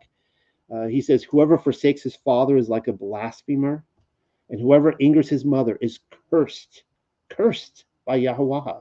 Of course, we know we have a father and a mother in heaven. It's in the Ten Commandments: obey your father and mother. So, uh, yeah, it's basically the idea is we do not want to be in contempt with the Ruach Hakodesh. We don't want to be in contempt. That's being the same thing as being in contempt with our Father. But let's look at this here. I actually think this is a great explanation in the Didache. And every prophet that speaks in the Ruach, you shall neither try nor judge. Now, how do we know that they speak in the Ruach? Well, Deuteronomy 13 test. For every sin shall be forgiven, but this sin shall not be forgiven. But not everyone that speaks in the Ruach is a prophet, but only if he holds the ways of Yahuwah. And so this is the thing. Like, what is the spirit of prophecy? The spirit of prophecy is speaking about Yahushua HaMashiach. Well, I believe it's Revelation 14:12. It's the Father's commands, the testimony of Yahushua HaMashiach. And so we don't want to be in contempt of that. And so I believe we are speaking the spirit of prophecy if we are speaking according to his Torah, according to what Yahushua told his disciples, that he did nothing or said nothing that he did not first learn from his Father. And that is the identity of a prophet right there. He was a prophet, and we want to do the same. And that we don't want to be in contempt of ministry leaders, other things like that. But that is the blasphemy. So the blasphemy of the spirit, I believe, can trickle down into when we start gossiping and slandering other ministries, just because maybe they don't hold a piece of the truth, right? They have some amazing other stuff, and we just shun all that and say, oh well, I don't like it that they oh, they believe the earth is a globe, or they're a Copernican or whatever. It's like, oh, let's just slander them or whatever. Okay, so let's look at a few differences in the Aramaic Targum. Now, Pamela, you covered some of this, and let's see. So let's look here. Korah rose boldly in the face of Moshe. And it says this Moshe had said, I have heard from the mouth of the Holy One, whose name be blessed, that the fringes are to be of white with one filament of hyacinth. But Korah and his companions made garments with their fringes altogether of hyacinth. Okay, so Pamela covered that. So I thought this was interesting here. Why should you be magnified over the church of Yahuwah? And this is, of course, Korah's rebellion. And this is where I said earlier that there seems to be this domino effect that something happened. I don't know if it was a test from Yah or what, but when he had the Ruach go into all these different people, they started prophesying in the camp and stuff. I almost think it had like a subconscious, almost like a test in people, because they're like, well, wait a second here. We don't need Moses anymore. We got all these people. Like, I can I can start prophesying, and I'm my own authority now, right? I got the Torah written on my heart, baby. I don't need him telling me any of this kind of stuff. Um, so in the Aramaic Targum, here's something interesting too. It says, and Korah gathered to them the whole congregation at the door of the tabernacle, and he had brought forth from his riches two treasures which he had found among the treasures of Joseph. This would be the patriarch, filled with silver and gold, and sought with them to drive the riches of Moshe and Aaron out of the world. I don't really know what that means. Maybe someone out there knows, but I read this several times today. I go like, how are your riches? What kind of treasure was this that came from Joseph that you are able to or hoping to drive the riches of Moshe and Aaron out of the world? Well, Go ahead, Pamela. I was just going to, I meant to point out, that Mashaha, he actually, he, as an aside to Yahweh, he says to Yahweh, he says, don't turn yourself toward their gifts. So here in the canon, I mean, I didn't know anything about what you were going to say, but I was wondering what was the gifts that they had brought to. It's like, are they trying to bribe the people or trying to bribe Yah? Yeah. Uh, by bringing some magnificent gift. I was just thinking, because you know, even their substance. It says later on the substance went down into Sheol too. It was like it was marked for destruction too. Hmm. Whatever they brought wound up destroyed as well. So I just thought it was interesting that he says, don't turn toward their gift. That's kind of like, you know, Cain and Abel. You have uh, Yah accepted Abel's gift, but he didn't Cain's. Yeah.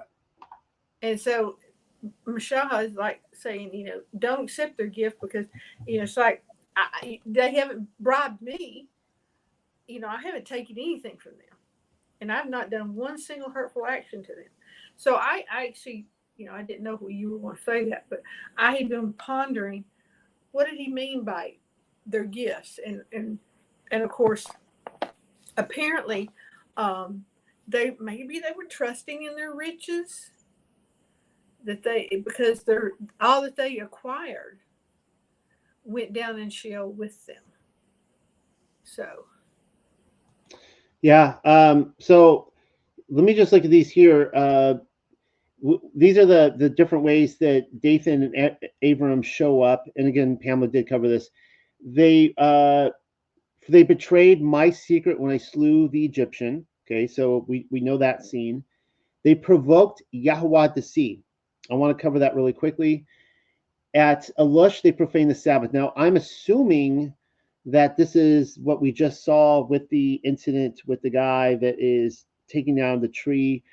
Maybe they basically, fish swim in the same circle, right? Maybe they just had some very rotten friends and they ended up wherever there was division. And it seemed that, the question is like, why did Yah allow this to happen? And I think this is all part of the test. I think he allows these people to, he uses them for his purpose, ultimately. But let's look at a couple of these. Wait, maybe where did I have this? Well, oh well. Maybe it's in my notes somewhere else, where they went to the Red Sea. So here we have Dathan in the Ten Commandments movie. This is a guy right here. I used to watch this movie. It's a good movie. I mean, I still like these old Hollywood epics. And I used to go like, why is this made up villain in here? I had no idea he was in the Bible, like back in the day. Like, why did they have, wasn't Pharaoh bad enough? But yeah, so interesting in the movie, Dathan was like the guy who was always like whispering into Pharaoh, and he's always like trying to, kind of frustrates the Jews and stuff and weasel his way to the top. And of course, this right here is Joshua's his girlfriend. And so I think if I remember the movie, it's been a while since I saw. I think he had the hots for her. He wanted Joshua's girlfriend for himself. So he's got some covetousness going on. And of course, in the Ten Commandments, Joshua never has a shirt on. I guess he was so humble he didn't need a shirt, and he was always oiled up. I don't really know what was going on with that, but anyways, so I guess at the end of the movie, I don't remember this in any extra biblical book, but when Dathan is stirring everybody up for the golden calf at the very end there, he basically, he couldn't have Joshua's girlfriend. So while Joshua or Yahushua is up on the mountain with Moshe, he's not there to defend her. They tie her down. I think they were going to sacrifice her or something like that to Baal. Good times. So, all right, let's see. So here's the account right here of of Moshe killing the man. And he went out the second day and looked, and behold, Dathan and Abram, men of the Yehudi, contended. And seeing Dathan put forth his hand against Abram to smite him, he said to him, wherefore dost thou smite thy companion? And Dathan said to him, who is he who hath appointed thee a chief man and a judge over us? And of course, Pamela, I saw that there. So right there, back at the very beginning, they are having issues with the fact that Moshe was in a place of authority, and they wanted that for themselves. So interesting enough here again, in a little later on in Exodus, and Yehovah spoke to Moshe, saying, speak to the sons of Yasharel, that they return back and encamp before the mouths of Hiratha, as they lie created after the manner of the children of men, male and female, and their eyes open to them. Is it the okay? Let me just skip all this. But he's telling them, I'm going to take them to Baal Zephon. That's the mountain there that overlooks the Sea of Reeds, and from Baal Zephon, you can actually, if you're like, I think on the top of it, on the peak, you can look and see Mount Sinai. It's pretty crazy. Like they face each other. It's a face-off. And so, and it says, and Pharaoh said to Dathan and Abiram, sons of Yasharel, who had remained in Mitzrayim. So they, at the Passover event, they didn't even participate in the Passover. They had no intent of going with it. They want to stay with the Egyptians. And he said, the people of the house of Yasharel are bewildered in the land. The idol Zephon hath shut them in, close upon the desert.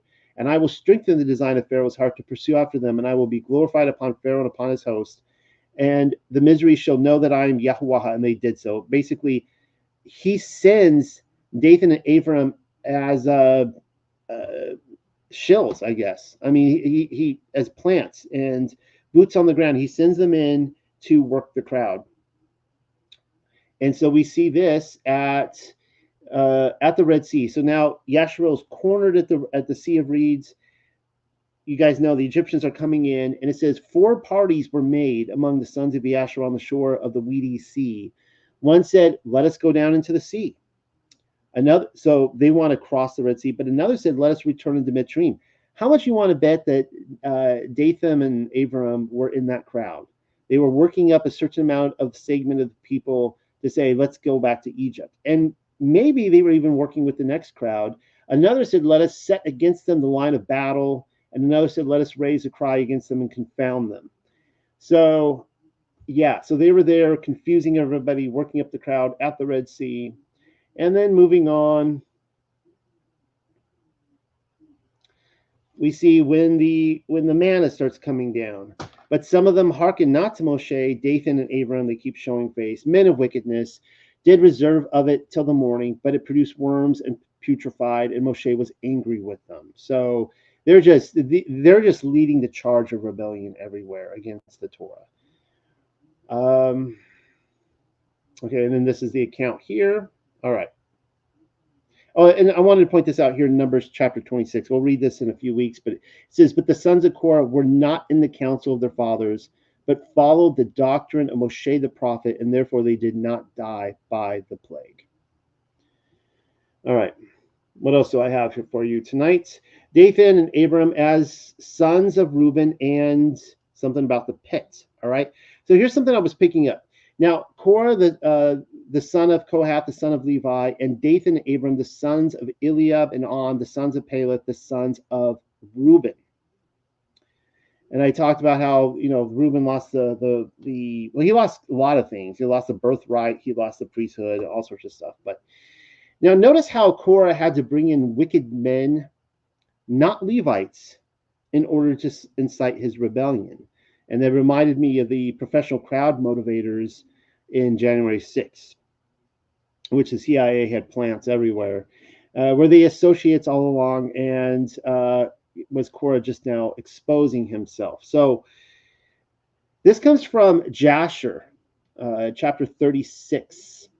And Reuben was jealous for his mother Leah on account of this, and he was filled with anger, and he rose up in his anger and went and entered the tent of Bilhah, and he thence removed his father's bed. All right, so he takes Bilhah as his own woman. Big naughty no-no in Scripture. Never ends well for anybody, whoever does that. At that time of the portion of birthright, together with the kingly and priestly offices, so the kingly, priestly was removed from the sons of Reuben, for he had profaned his father's bed. Now remember, he's the firstborn. And the birthright was given unto Joseph, the kingly office to Yehuda, and the priesthood unto Levi, because Reuben had defiled his father's bed. Interesting study right there on the birthright given to Joseph, because we know Ephraim and Manasseh, and we were grafted in through Ephraim. So that's kind of interesting, the birthright, right? I also want to do a study on the two messiahs, the son of David versus the son of Ephraim, and kind of look at that and the ideas in the first century. That'll be a whole different study, and maybe it's coming up in the future. Here's what we read in Genesis chapter 37. This is referring to Joseph when he's thrown into the pit. And the man said, they are departed thence. So Joseph is going, he's sent from his father, Yaakov, he is, or Yasharel, he is sent to look for his brothers. And there's this man, this kind of angel in the field. He says, they are departed hence, for I heard them say, let us go to Dothan. And Joseph went after his brethren and found them in Dothan. Now, I stumbled on that by accident. I was kind of looking into this idea of a pit, because who was thrown into a pit was Korah. Of course, the watchers were as well. And I was like, well, that sounds familiar. So I went and looked at Strong's Hebrew. 1885 is Dathan, and 1886 is Dothan. They're pretty identical. Now, I know Pamela is on the other end going, I never know what Pamela thinks about these, because she's not always big on Strong's concordance. But I think that I don't think this is a coincidence, Dothan and Dathan. All right. So I'm suggesting to you that the pit that Joseph was thrown into by his brothers had a similarity to Dathan. So let's read what this says. And Joseph hearkened to the voice of the angel of Yahweh, and he went to his brethren in Dothan, and he found them in Dothan feeding the flock. And Joseph advanced to his brethren, and before he had come nigh unto them, they had resolved to slay him. Now, you guys know the story. He's thrown in the pit. What I want to point out here is that, wow, we are coming up on the end of our time. Reuben, interestingly enough, was the one brother that didn't want to harm him. He didn't want to murder him. And unfortunately, for some reason, he stepped away. And when was it the Moabites or the Ishmaelites that came first? And when he was sold into a slave, Reuben comes back and goes, what? He's gone? So interesting here is a complete contrast, because Reuben is the one that rebels and is thrown into the pit with Korah later on. Here it's complete opposite, but we see similarities in the name. And it says right here in Jasher 42, Reuben, their brother, was not with them. Okay. Well, what I want to talk about now is Dathan and Abram and the sin of the watchers. You heard me talking about that at the beginning, how I'm seeing Korah being a total Azazel, inciting rebellion with these watchers type of individual. So I'm going to be reading from this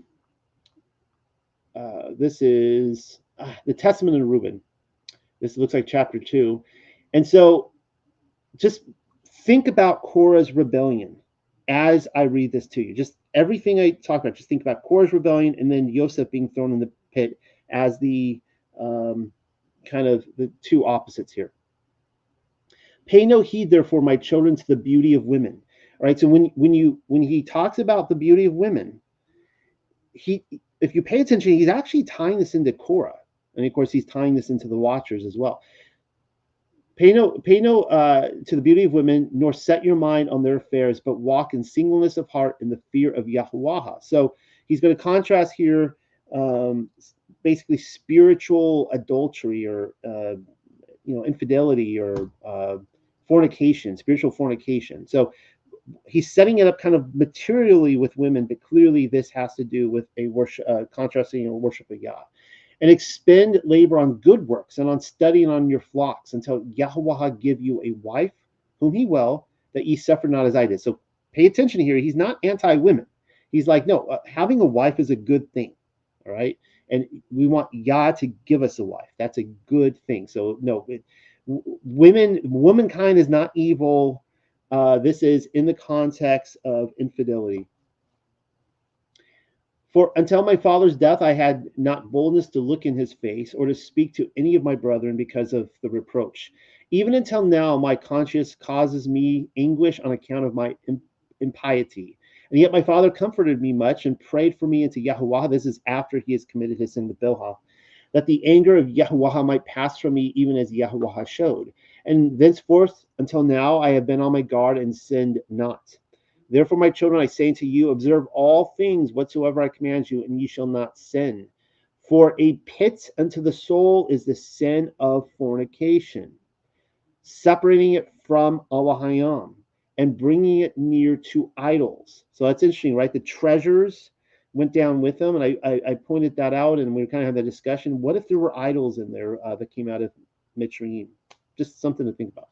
because it deceives the mind and understanding, right? This is where pride is the great deceiver, and it blinds us. It makes us think we like know what we're talking about. We're in total darkness, and leadeth down young men into Sheol before their time. So Korah went down into Sheol before his time. You see how this is all lining up? For many hath fornication destroyed, because though a man be old or noble, or rich or poor, he brings reproach upon himself the sons of men, in derision with Beliar.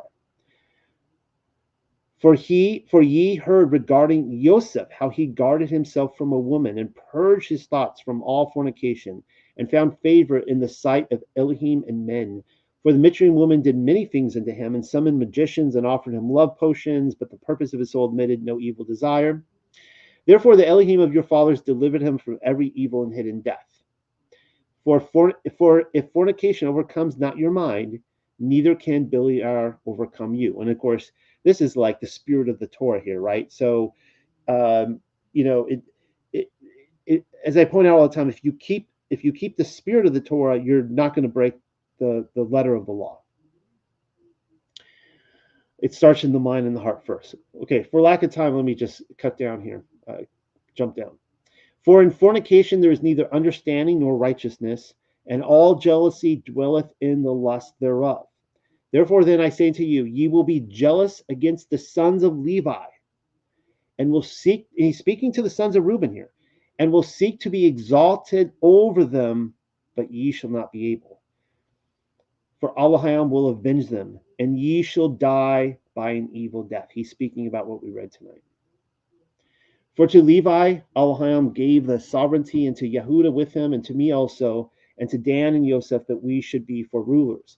Therefore I command you to hearken to Levi, because he shall know the Torah of Yahuwah, and shall give ordinances for judgments, and shall sacrifice for all Yasharel until the consummation of the times, as the anointed high priest of whom Yahuwah spoke. And draw ye near to Levi in humbleness of heart, that ye may receive a blessing from his mouth. So I thought that was an incredible mirroring passage of what we read tonight. And he's actually prophesying the rebellion. Now, speaking of movies, Korah's rebellion and Lord of the Rings, I couldn't help but be reminded of the scene when they go up to the Black Gates, and here you have old Korah himself, Korah the mouth, speaking his blasphemies against the Creator there. And what happened? Now, come on, now you can't see this picture here. I know that right this moment, there's some dude, middle-aged guy, just like me, sitting in a dark room, and he sees this, and you could hear him say, "For Frodo." And there's like a tear going down this guy's eye. I mean, you can't see this and not, just, like, woo-hoo. It's a great scene, a great bro scene. And of course, he runs off, right? But what happens is the earth swallows up the enemy. It's just a great scene. Pamela and I were talking about how this like there's like a remembrance, a subconscious remembrance all throughout, this idea that the earth swallows up evil people. And we know that it happened for the first time with Korah. And there's also that other great scene in Lord of the Rings and Return of the King where they go down really into Sheol, and there's all like the dead down there, which is what Korah would have seen when he went down. Man, we are out of time. And if my wife was, we were sitting at lunch. She's like, "What are you talking about today?" And I said, "Oh, it's that passage with Korah." And she's been reading Legends of the Jews. She's like, "You're gonna read Legends of the Jews about Korah, right?" I'm like, "Well, if we get there, if we have enough time," and we're kind of running out of time. So this is a really long passage. Let me just see if I could. There's a couple things here. There's one story here I really, really, really want to tell. Okay. So this is what I was telling you. They're the rabbinical accounts of they're just slandering Moshe. I mean, they're making him out to be sexually just impure, and he's like hide the wives, hide the kids type of thing. Because Moshe, when he walks by and he's lusting after ladies, he's going to take your wives. Like it's a complete projection. Like they're committing the sin of the watchers in a way, like a spiritual adulterous situation, and they're actually projecting it onto Moshe. It's really interesting. But I want to read this story. Maybe I'll end on this and then I'll let Pamela have any closing notes. This is a really great story because as you hear me read this, I want you to think about all the people in your life when they hear that you are, you keep the Sabbath and you eat clean and all that Torah stuff, right? And you want to honor Yah, and they're like, oh, that's like shackles. I mean, that's just too heavy of a burden. I can't do that. Nobody can do that. You're just trying to put a burden on us, and it's just the most ridiculous thing. Like the the Psalms tells us that his Torah is liberty, and this is what Paul talks about. The law of liberty, right? So if we are sinning, we are breaking the Torah. We are now slaves. We are now slaves to sin. This is death and destruction. And to walk the walk of Yah, that is liberty. It is not a burden. But this is what Korah did. This is one of the things I like about Legends of the Jews is that it's kind of pulling from a lot of different traditions. So I'm not sourcing the places this comes from, but here he goes. Then Korah betook himself to the people to incite them to rebellion against Moshe, and particularly against the tributes to the priests imposed upon the people by him, that the people might now be in a position to form a proper conception of the oppressive burden to these tasks. Now, remember, they're leaving Sinai. As soon as they leave Sinai, they're like, we're free. We've done away with the law, right? We don't need to keep this anymore. That's why they didn't want to enter the land, because they didn't want to keep the Torah there. They wanted to do their own thing. They knew if they knew that there was a connection with the inheritance to the obedience. So Korah told them the following tale that he had invented, right? It's an invented tale. There lived in my vicinity. So Korah knows this, passing probably back in like Egypt days or whatever.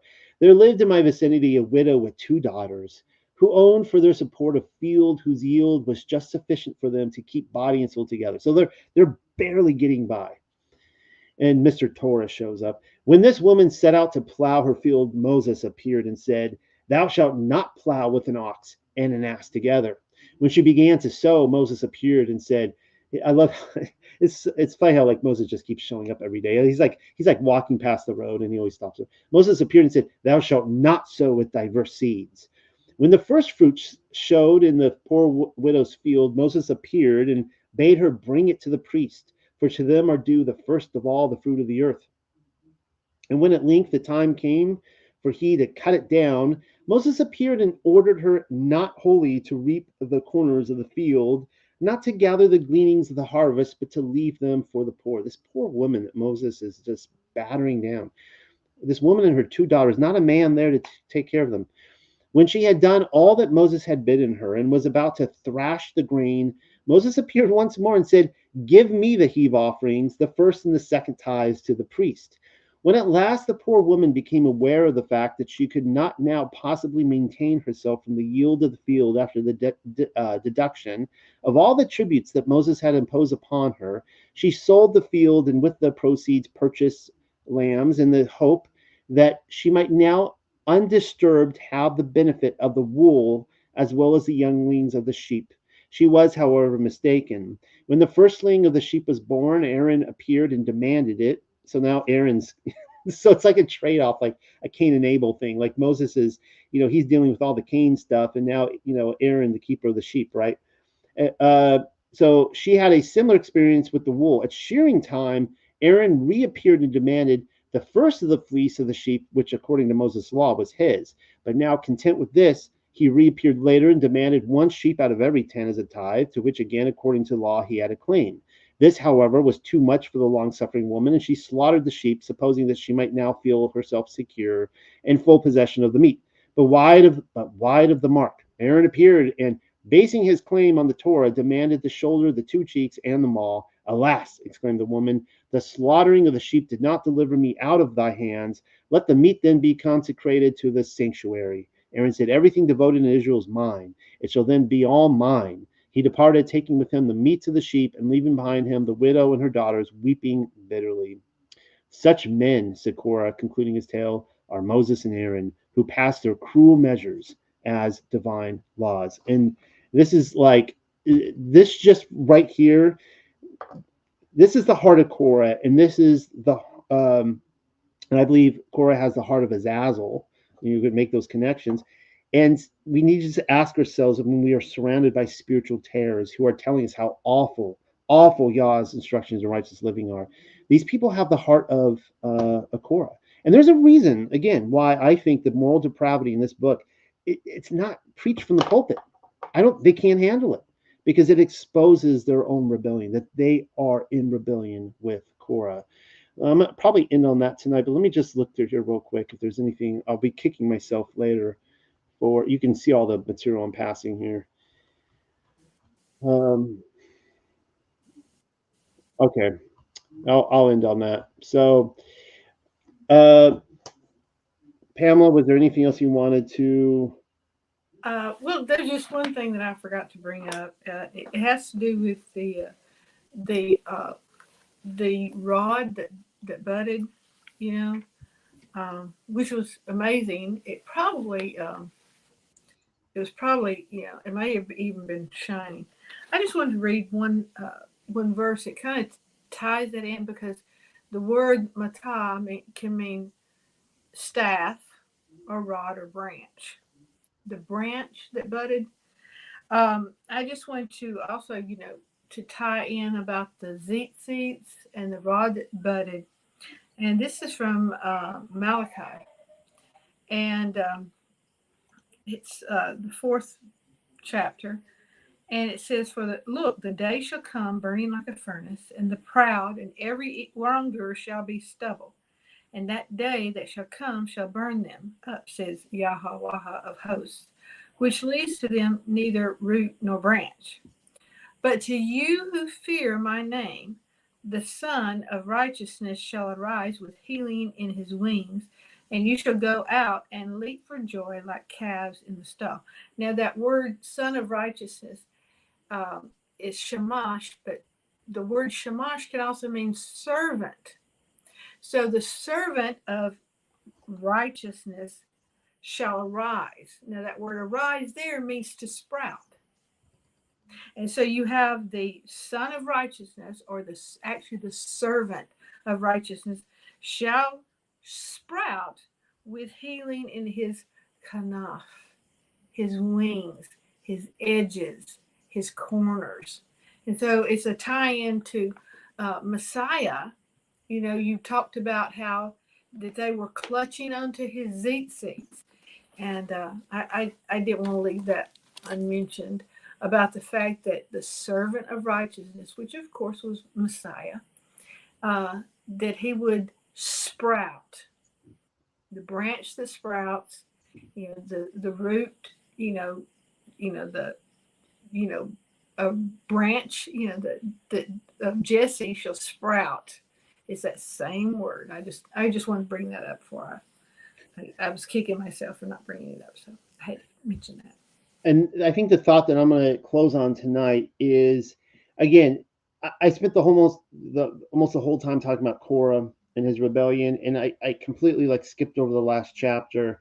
Maybe next year, but to cover that, and it's a really touching chapter because after Korah is destroyed and his rebellion is put down, Yahweh then turns his attention on the Levites, and he says that you are set apart for me, and he says that you have no inheritance. They're not going to get any land. And they're of course in the center of the camp. They're guarding the tabernacle. They are guarding the holiness of Yah, and he has a couple great lines there where he says that the people are giving their first fruits to me. They're giving their first of the best things to me. That say the 10%. They're giving it to me, and I'm giving it to you. And I've read that, and I went like, wow. Because the Levite lifestyle, we are all called to be Levites. We are all called to be priests, and I believe that. And I've shown passages to that in recent weeks. And you think of the lifestyle of someone in the ministry. It's not attractive in the West. It's someone living a very poor life, trying to scrape by, that kind of thing. It's not attractive. It's not what most people want. And yet,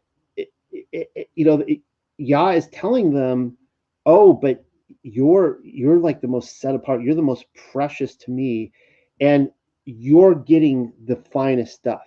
Like, it's just really interesting to think about it from that perspective. Um, yeah, and I think I'm going to close on that tonight. So it's just Shabbat Shalom, everybody, one more time. Hope you have a good, restful Sabbath. And I know I will. I'm looking forward to it. And we'll do the thank you, everyone, for making this a weekly tradition in your home and coming back week after week after week. And um, do this next week. Good night, everyone. Good night. If I can turn this thing off.